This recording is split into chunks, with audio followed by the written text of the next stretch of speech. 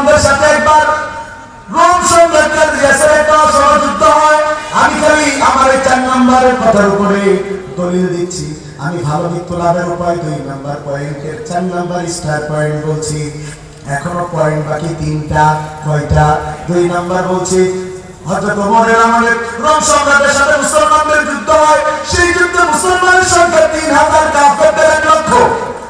মুসলমানদের কত? কাফেরদের কত? 10 দিন ধরে যুদ্ধ চলে, কিন্তু কোনোভাবে তারা মুসলমানদের হারাতে পারে না। সুবহানাল্লাহ কয় না? কারণ মুসলমানেরা তো অস্ত্রের জোরে যুদ্ধ করে না, মুসলমানেরা যুদ্ধ করে ইমানের জোরে। আশুকনা যত বাধা, যত ঝড় সাইক্লোন, রাসূলের পথে মোরা চলবই। এ জীবন বাজি রেখে দিনের নিশান মোরা বাংলার আকাশে ওড়াবো। মোরা কামানের মুখোমুখি দাঁড়িয়ে, মোরা কামানের মুখোমুখি দাঁড়িয়ে আল্লাহু আকবার বলবো। আসুক না যত বাধা, যত ঝড় সাইক্লোন, রাসূলের পথে মোরা চলবই। রাজি আছেন না?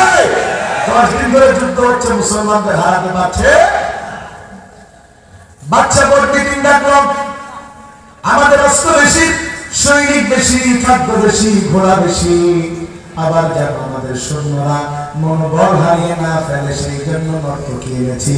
এরা প্রতিদিন রাতে নাচে আর ওদের মনটাকে বড় প্রফুল্ল করে দেয়, যাতে পরের দিন যুদ্ধ করতে পারে। অন্যদিকে মুসলমানদের সৈন্য সংখ্যা কম, অন্যদিকে মুসলমানদের অস্ত্র কম, ঘোড়া কম, খাবার তো জুটেই না।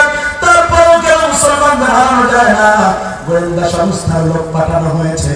গোয়েন্দা সংস্থার লোকজনেরা সবকিছু দেখে আসার পরে রিপোর্ট দিয়ে বলেছে, বাদশা কারজিয়াস, আমরা যেটা দেখে এসেছি সেটা যদি সত্য হয়, কিয়ামত পর্যন্ত যুদ্ধ করে মুসলমানদের কোনোদিন হারানো যাবে না।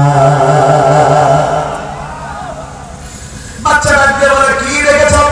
বলে, ওরা তো যুদ্ধ অস্ত্রের বলে করে না, সৈন্য সংখ্যার বলে করে না।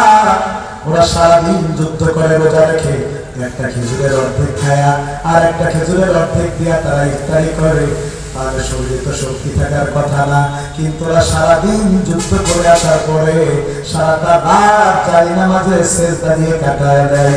ওদের চোখ দিয়ে যত পানি ঝরে, ওদের শরীরে আমার আল্লাহ তত শক্তি যোগায় দেয়। ওদের ঘোড়াগুলোর শরীরে এত শক্তি হয়, পরের দিন যখন ওদের ঘোড়াগুলো নিয়ে ওরা ছোটে, ওদের খাবার এত শক্তি। ঘোড়াগুলো ছোটার পরে খালি ধুলা দেখা যায়, ঘোড়া দেখা যায় না। ওদের সাথে তো কখনো যুদ্ধে জয়ী হবে না, ওদের ইমানের শক্তি এত বেশি। বাচ্চা ডাক দিয়ে বলে, তাইলে যা, ওদের মধ্যে থেকে একজনকে ধরে আনো, যাকে ধরে আনলে পরে আমি একটু দেখতে পারবো ওদের ইমানটা কত শক্ত। সৈনিকেরা বললো, বাচ্চা তাইলে ধরে আনতে হয়, কয়জন দেবেন একজনকে ধরার জন্য?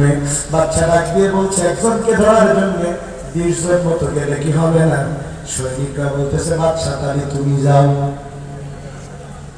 তুমি যাও। বাচ্চা বলতেছে, তুমি যাও মানে কত বড় কথা।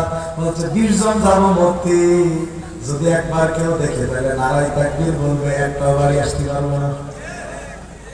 বাচ্চা ডাকতে বলে, তাইলে কি করতে চাও? বলে, বাচ্চা যদি 10,000 লোক দাও তাইলে একজনকে ধরে আনো যায়। বাচ্চা ভাই তাইলে তো দাম সারা 10,000 কেন লাগবে? ভাই কথা তো আগের কথাই, ওদের মধ্যে একজন যদি দেখে ফেলে বাকি তো সব দেখে আনবে। ওরা যদি পায় খবর, আমাদের দিয়ে দেবে জীবন্ত খবর, একটাও বাড়ি ফিরে আসতে পারবো না। বাচ্চারা তো রাজনীতি পড়ে যাবে, 10,000 তাও ধরে গেল। 10,000 একজন মানুষের জন্য। সুবহানাল্লাহ। ওরা বলল, বাচ্চা ঠিক আছে যাবো, তবে কিন্তু সামনে দিয়ে যাবো না। সুবহানাল্লাহ কয় না? জঙ্গলের মধ্য দিয়ে যাব। আমাদের কাছে গোয়েন্দা রিপোর্ট আছে, জঙ্গলের পাশে একটা ক্যাম্প আছে, সেই ক্যাম্পে 301 জন আছে, 300 জন সৈনিক, একটা কমান্ডার। যিনি কমান্ডার আছেন নাম তার আব্দুল্লাহ। বাচ্চা ডাক দিয়ে বলে, তাইলে 10,000 লোক যাবা তো? পিছন দিয়ে কয়, হ্যাঁ। শুনে রাখেন, সিরাজগঞ্জবাসী, বাতিলরা যত হকপন্থীদের সাথে সরাসরি লড়াই করে না পারে, তখন তারা পিছনের রাস্তায় ষড়যন্ত্র করে। ঠিক না ঠিক? এই জন্য বাতিলরা দেখবেন যখন জানে জনগণ আমাদের আর চায় না, তখন তারা দিনের কাজ রাতে করে ফেলায়। ভোটের মাঠে জনগণ না পাইলে মিস্টার ডিওজি সাহেব রে খাড়া করাই দেয়। ডিওজি মানে বুঝেছেন তো, কুত্তা কুত্তা কুত্তা কুত্তা।